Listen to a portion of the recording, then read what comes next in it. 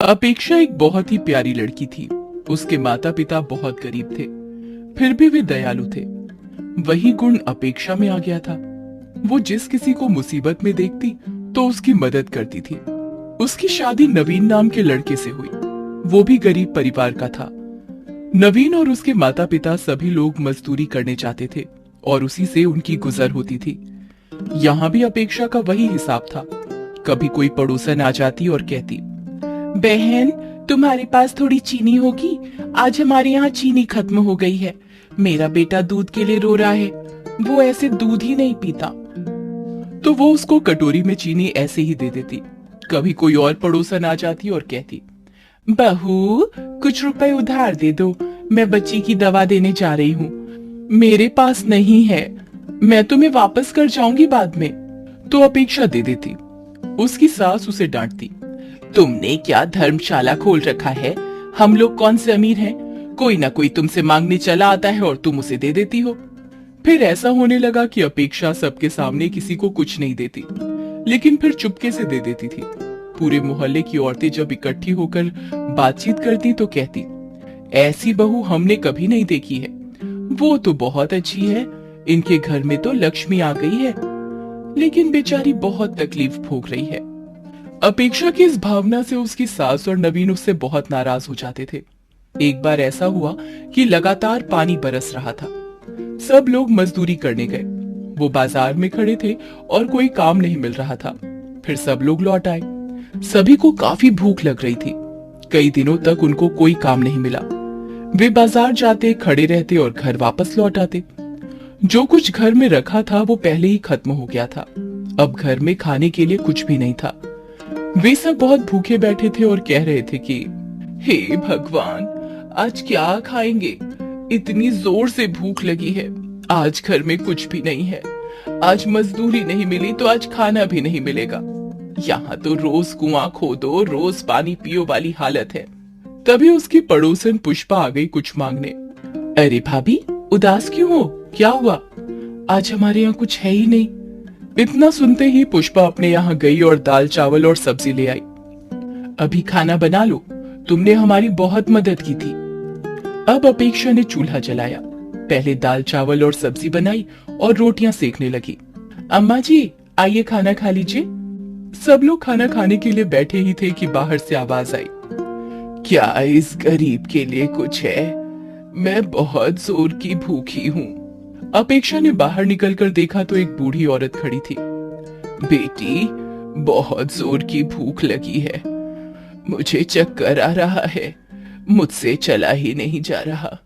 मुझे कुछ खाने के लिए दे दो बेटी। अपेक्षा चक्कर में पड़ गई। खाना तो थोड़ा सा ही है, जो इतने लोगों के लिए भी पूरा नहीं है। वो सोचने लगी, हे भगवान, मैं क्या करूं? इन बूढ़ी औरत को खाना तो देना ही चाहिए। इतनी कमजोर है, भूखी भी है। इन्हें खाना दिए बगैर मैं इन्हें कैसे लौटा सकती हूँ? तब तक उसकी सास बाहर आकर बोली, खाना वाना कुछ नहीं है यहाँ। और बहू, तुम किवाड़ बंद कर दो, ज्यादा चक्कर में मत पड़ा करो। हाँ बेटी, मुझ पर थोड़ी दया करो, मैं बहुत दुखी हूँ।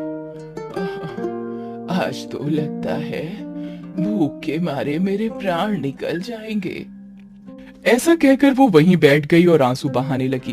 अपेक्षा दौड़ कर आई और अपनी सास से बोली, अम्मा, उन्हें खाना दे दो, वो बहुत भूखी हैं। कहीं ऐसा ना हो कि उन्हें कुछ हो जाए। अपेक्षा की सास ने उन्हें डांटा, हमारी तुम्हें परवाह नहीं है और वो भिखारिन कहाँ से चली आई तो उसकी परवाह है। पर अम्मा, जरा सोचो, हमें भी तो 2 दिन हो गए कुछ नहीं खाया है। हमको भी तो चक्कर आ रहा है। अपेक्षा ने बाहर देखा तो वो बूढ़ी महिला बाहर बैठकर रो रही थी। अब अपेक्षा से रहा नहीं गया। अब चाहे जो हो जाए, मैं उस बूढ़ी औरत को खाना जरूर खिलाऊंगी। वो थाली में खाना परोस कर ले आई और बूढ़ी औरत को दे दिया। वो औरत बहुत खुश हो गई और खाने लगी। खाना बहुत स्वादिष्ट है। तुमने खाना बहुत अच्छा बनाया। तुम बहुत सुखी रहोगी। और खाना ले आओ बेटी। अपेक्षा और खाना परोस कर ले आई। बूढ़ी महिला को पता नहीं कि कितनी भूख लगी थी। खाना खाती ही जा रही थी और मांगती ही जा रही थी। और ले आओ खाना। अपेक्षा दौड़कर अंदर गई और खाना ले आई। थोड़ी ही देर में दाल चावल की पतीली खाली हो गई। सब्जी रोटी भी वो खा गई। भूख से बिलबिलाते हुए नवीन ने देखा कि पतीली खाली पड़ी है और कुछ नहीं रह गया है। उसमें नवीन को बहुत जोर से गुस्सा आ गया और उसने चूल्हे पर बर्तन फेंक कर मारा, जिससे चूल्हा टूट गया। ये देखकर अपेक्षा रोने लगी।